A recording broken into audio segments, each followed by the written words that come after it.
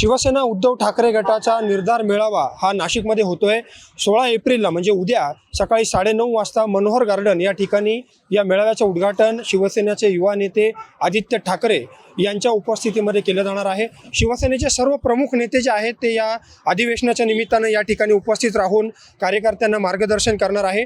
गेल्या काही दिवसांपासून ठाकरे गटामधून शिंदे गटामध्ये मोठ्या प्रमाणावर आउटगोईंग सुरू होतं, पक्षाची मोठ्या प्रमाणावर फाटाफूट होताना आपल्याला दिसते आणि अनेक बडे नेते असतील, माजी नगरसेवक असतील, कार्यकर्ते असतील हे शिंदे गटामध्ये जात असल्याचं एकंदरीत चित्र दिसत असताना पक्ष संघटना मजबूतीच्यासाठी आता उद्धव ठाकरे जे आहेत ते मुंबईनंतर महाराष्ट्रामध्ये आता विभागीय मेळाव्यांचं त्या ठिकाणी आयोजन करण्यात आलेलं आहे आणि मुंबईनंतर पहिला जो मेळावा जो आहे तो नाशिकच्या मनोहर गार्डन या ठिकाणी संपन्न होणार आहे।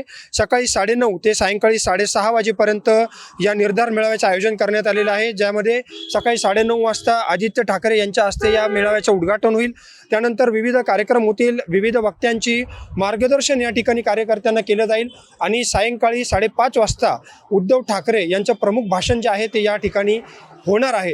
या मेळाव्याचं सर्वात महत्त्वाचं वैशिष्ट्य म्हणजे AIच्या माध्यमातून म्हणजे अत्याधुनिक तंत्रज्ञानाच्या माध्यमातून शिवसेना प्रमुख हिंदू हृदय सम्राट बाळासाहेब ठाकरे यांचं भाषण जे आहे ते या मेळाव्याचं वैशिष्ट्य ठरणार आहे। तंत्रज्ञानाच्या माध्यमातून वेगळा असा प्रयोग मुंबईनंतर नाशिकमध्ये केला जातोय। नाशिक हा शिवसेनेचा एकेकाळचा बालेकिल्ला मानला जातो।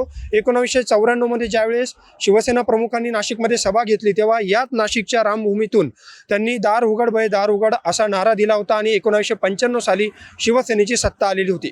त्यानंतरच्या काळात उद्धव ठाकरे यांनी देखील नाशिकमध्ये मेळावे घेतले, म्हणजे ज्यावेळेस अयोध्या येथे राम मंदिराचा शिलान्यास ज्यावेळेस झाला त्यानंतर नाशिकमध्ये नाशिकच्या या रामभूमीतून उद्धव ठाकरे यांनी एक अधिवेशन या ठिकाणी घेतलं आणि लोकसभा आणि विधानसभा निवडणुकीचं रणशिंग त्या ठिकाणी नाशिकच्या या रामभूमीतून फुंकण्यात आलं आणि लोकसभेमध्ये देखील शिवसेना ठाकरे गटाचा खासदार जो आहे या ठिकाणून नाशिककरांनी निवडून दिला, परंतु विधानसभेला तितकंसं यश शिवसेनेला मिळालं नाही। परंतु एकूणच राज्यामध्ये जे काही शिवसेनेमध्ये जी फाटाफूट सुरू आहे, जे काही आउटगोईंग सुरू आहे त्या पार्श्वभूमीवर पक्षाला पुन्हा एकदा उभारी देण्याच्या दृष्टीनं हे नाशिकचं जे आंदोलन आहे ते महत्त्वपूर्ण ठरणार आहे। उद्याच्या या मेळाव्यामधून उद्धव ठाकरे कार्यकर्त्यांना काय संदेश देतात, काय रणनीती या ठिकाणी ठरते ते बघणं महत्त्वाचं ठरणार आहे। मनीष कटारिया, माय महानगर, नाशिक।